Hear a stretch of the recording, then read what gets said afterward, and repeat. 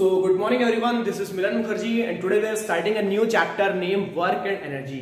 ये chapter physics की दुनिया में बहुत ही शानदार चैप्टर है। इस चैप्टर में हम सिर्फ और सिर्फ एनर्जी को ही समझते हैं कि एनर्जी क्या होती है, एनर्जी को मैं किस तरीके से समझने की कोशिश कर सकता हूँ। ठीक है, तो यहाँ पे हम एक चैप्टर स्टार्ट कर रहे हैं, उसका नाम है वर्क एंड एनर्जी। देखो, एनर्जी के बारे में हमने पहले बातचीत की हुई है। एनर्जी क्या चीज है? एनर्जी एक ऐसी चीज है जो कि इनविजिबल है, जिसको मैं देख नहीं सकता, जिसके पास कोई शेप नहीं है, कोई साइज नहीं है, कोई कलर नहीं है, कोई टेस्ट नहीं है, कोई फिजिकल बॉडी नहीं है। लेकिन हाँ, अब हमें क्या करना है? अब हमें उस एनर्जी को समझने की कोशिश करना है। तो हम इतना जानते हैं कि इस दुनिया में कोई भी एक्टिविटी अगर परफॉर्म हो रही है तो उसके पीछे कहीं ना कहीं एनर्जी का हाथ है। बिना एनर्जी के कोई भी एक्टिविटी परफॉर्म नहीं होती है, ये हमने अभी तक जान लिया है। ठीक, तो अगर मुझे एनर्जी को समझना है तो मैं किस तरीके से एनर्जी को समझूंगा? तो मैं देखता हूं कि मैं एनर्जी को डायरेक्टली नहीं समझ सकता हूं।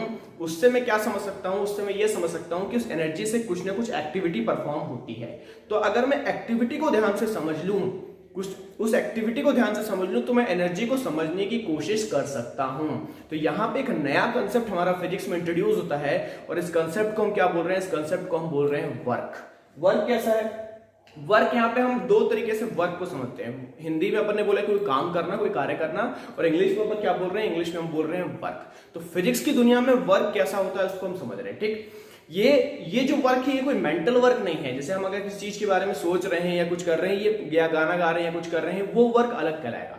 फिजिक्स की दुनिया में वर्क अलग होता है। ठीक है, इसको कैसे समझा सकता है कि मान लो कि अगर मुझे किसी बॉक्स को धक्का देके साइड में खसकाना है, तो सीधी सी बात है, मेरे को उसमें एनर्जी लगानी पड़ेगी। तो इसको हम कैसे समझते हैं? चलते हैं बोर्ड की तरफ और इस कंसेप्ट को समझने की कोशिश करते हैं। जैसा मैंने बोला कि मान लेता हूं कि मेरे पास ये बॉक्स है और इस बॉक्स को मैंने यहां से खसका के यहां तक खसका दिया है। मैंने क्या किया? इस बॉक्स को यहां से मूव करके यहां तक मूव कर दिया है। ठीक, तो अब सीधी सी बात है कि अगर मैंने इस बॉक्स को खसकाया है तो मुझे कुछ ना कुछ एनर्जी लगानी पड़ी होगी। बिना एनर्जी लगाए मैं इस बॉक्स को नहीं खसका सकता।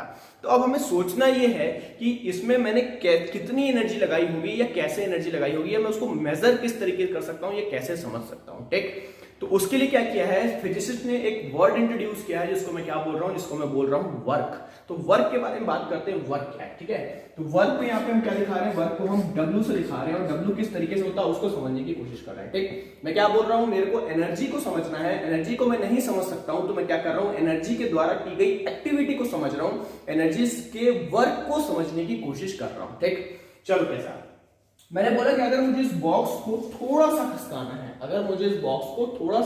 है, तो मुझे क्या करना पड़ेगा? मुझे इसमें एक फोर्स अप्लाई करना पड़ेगा। मतलब जब मैं इस बॉक्स में एनर्जी इंपार्ट कर रहा हूं तो मुझे क्या दिख रहा है? मुझे इसमें एक मेरा नोन फैक्टर समझ आ रहा है, क्या? इस बॉक्स में फोर्स अप्लाई हो रहा है। ठीक, फिर मैंने बोला कि अगर मुझे बॉक्स को सिर्फ थोड़ा सा ही खसकाना है तो क्या उस फोर्स को मेरे को थोड़ी देर तक के लिए ही लगाना पड़ेगा, या जितने डिस्टेंस तक मेरे को इसको मूव करना है उतने डिस्टेंस तक ही लगाना पड़ेगा। ठीक, तो मतलब सीधी सी बात है, अगर मुझे बॉक्स को यहां से खसका के यहां तक पहुंचाना है तो मुझे थोड़ा सा ही एनर्जी लगानी पड़ेगी, थोड़ा सा ही फोर्स को मेंटेन करना पड़ेगा। कब तक? एक छोटा सा डिस्प्लेसमेंट कवर तक। ठीक, दूसरा, अगर मुझे इसको ज्यादा डिस्प्लेसमेंट कवर कराना है, मतलब अगर मुझे इस बॉक्स को ज्यादा डिस्प्लेस करना है तो मुझे क्या करना पड़ेगा? उस फोर्स को कंटिन्यूअसली उतने डिस्प्लेसमेंट तक लगाना पड़ेगा।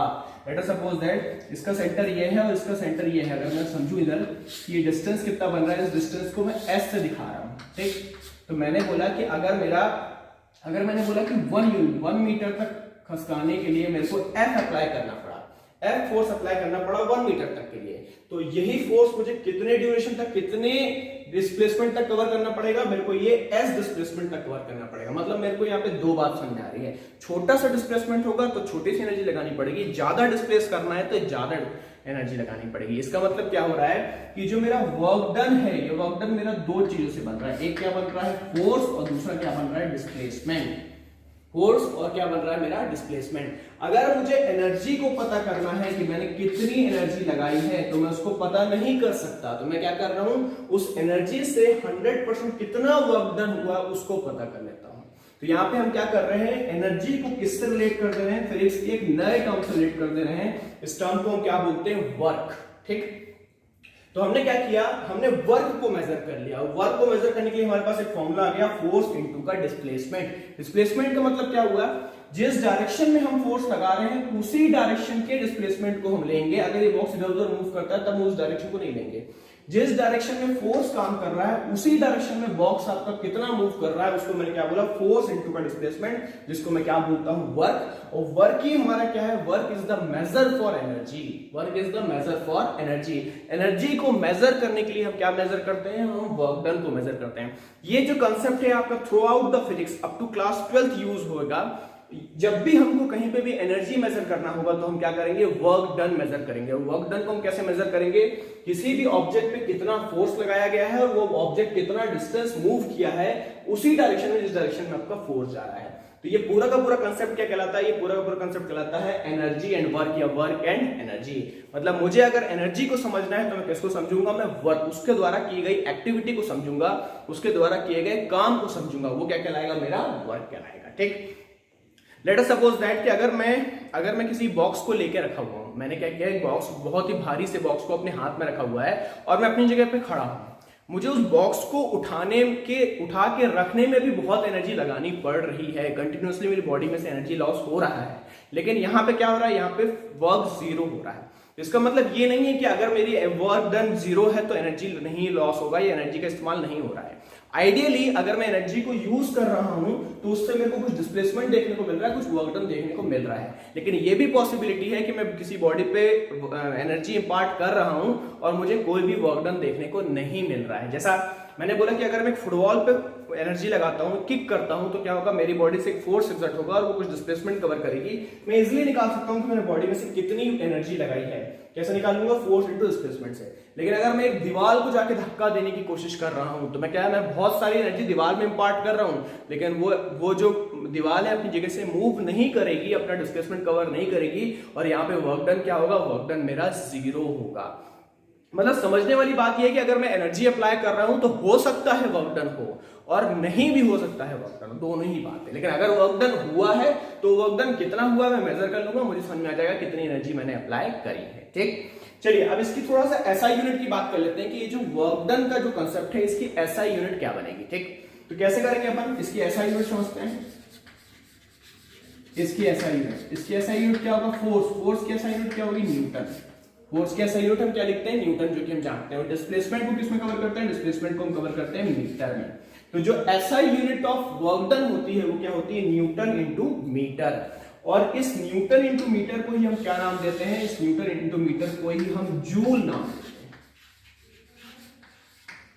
जूल एक साइंटिस्ट के ऊपर नाम दिया गया है जो कि एनर्जी और वर्क के बारे में रिसर्च करी है। ये वर्क डन का कंसेप्ट उन्हीं के द्वारा दिया गया है। ठीक, तो न्यूटन इंटू मीटर को हम क्या बोलते हैं, जूल बोलते हैं। तो यहां पे हम देखेंगे कि वर्क डन की भी यूनिट जूल होती है और एनर्जी की यूनिट भी जूल होती है। मतलब दोनों की ही, एनर्जी की भी साथ साथ वर्क डन दोनों की ही यूनिट क्या होती है, जूल होती है। ठीक, तो यहां पे हम ये समझ रहे हैं कि वर्क और एनर्जी दो अलग अलग शब्द जरूर हैं बट फिजिकल क्वांटिटी वाइज दोनों एक ही चीज है। मैं एनर्जी को डायरेक्ट नहीं मेजर कर पाता, किसके फॉर्म में मेजर करता हूं, in the form of work measure करते हैं। ठीक है, तो आई होप कि ये बात चीज समझ में आई होगी। थोड़ा सा इस वीडियो लेक्चर को आगे बढ़ाते हैं और अब समझते हैं कि एनर्जी क्या होती है, एनर्जी की डेफिनेशन क्या होती है और एनर्जी को हम किस तरीके से समझते हैं, उनको किस टाइप्स में क्लासिफाई करके समझ सकते हैं। ठीक है, मिलते हैं आगे। चलिए तो अब बात करते हैं अपन एनर्जी के बारे में कि एनर्जी को मैं किस तरीके से डिफाइन करूंगा या एनर्जी को मैं किस तरीके से समझने की कोशिश करता हूं। ठीक है, तो यहाँ पे हमारे पास एक डेफिनेशन दी हुई है। डेफिनेशन बोलती है कि energy is defined as the capacity और एबिलिटी टू डूइंग वर्क। क्या बोल रहा हूं मैं, थोड़ा मेरे शब्दों पे दोबारा ध्यान दीजिएगा। मैं बोल रहा हूं energy, what is energy, energy is the capacity और एबिलिटी टू डूइंग वर्क।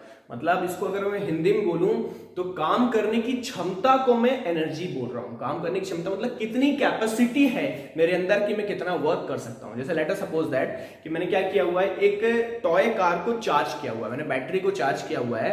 जब मैं बैटरी को चार्ज कर दे रहा हूं तो क्या हो रहा है, मैं देख रहा हूं कि वो let us suppose that 2 hours तक चल सकती है। 2 आवर्स तक वो टॉय मूव कर सकती है, वो कार मूव कर सकती है। ठीक, तो इसका मतलब क्या हुआ, उस बैटरी के अंदर एनर्जी भरी हुई है, उस एनर्जी से क्या हो रहा है, वो कार 2 आवर्स तक चल रही है। तो उस बैटरी में कितनी कैपेसिटी है वर्क करने की, वर्क करने की कितनी कैपेसिटी है, इसी शब्द को मैं क्या बोल रहा हूं, इसी शब्द को मैं एनर्जी बोल रहा हूं। इसको आप कैसे समझ सकते हो, जैसे आपका मोबाइल फोन है, जब आप मोबाइल फोन को चार्ज करते हो तो क्या होता है, उसके अंदर एनर्जी स्टोर हो जाती है और आपका मोबाइल फोन बताता है कि उसमें कितने परसेंट बैटरी है, let us suppose that 80% battery है। और ये भी आपको एक अंदाजा लग जाता है कि 80% बैटरी में आपका mobile let us suppose that 8 घंटे तक चल सकता है। तो उसके अंदर इतनी एनर्जी है कि वो 8 घंटे तक उसमें कुछ ना कुछ एक्टिविटी को परफॉर्म कर सकता है। उसकी कैपेसिटी कितनी है, वर्क करने की कैपेसिटी या वर्क करने की एबिलिटी ही क्या कहलाती है, एनर्जी ही कहलाती है। और एनर्जी को हम किस में मेजर करते हैं, एनर्जी को हम जूल में मेजर करते हैं, जो कि अपन पहले डिस्कस कर चुके हैं। मतलब हम क्या बोल रहे हैं, इट्स ऐसा unit same as work, that is joule. मतलब वर्क की और एनर्जी की दोनों की ऐसा यूनिट क्या होगी, ऐसा यूनिट जूल होगी। ठीक है, अब अगला जो वीडियो बनेगा अपना, उस अगले वीडियो में हम टाइप्स ऑफ एनर्जी के बारे में डिस्कस करेंगे कि एनर्जी कितने टाइप्स की होती हैं। वैसे एनर्जी बहुत टाइप की होती है, light energy, chemical energy, mechanical energy, kinetic energy, potential energy, बहुत सारे टाइप की एनर्जी हो सकती है, न्यूक्लियर एनर्जी। लेकिन अभी हम क्या करेंगे, अभी हम अगले वीडियो लेक्चर में सिर्फ 3 एनर्जीज को लेके उठाएंगे, जो कि पहला है हमारा पोटेंशियल एनर्जी, फिर है आपका काइनेटिक एनर्जी, फिर है आपका मैकेनिकल एनर्जी। मतलब जो अगला वीडियो अपना बनेगा उसमें हम क्या करेंगे, उसमें हम पोटेंशियल एनर्जी के बारे में समझेंगे, काइनेटिक एनर्जी के बारे में समझेंगे और मैकेनिकल एनर्जी के बारे में समझेंगे, ये चीजें क्या होती है। ठीक है, तो तब तक के लिए मिलते हैं अपन अगले वीडियो में। Thank you so much, bye bye.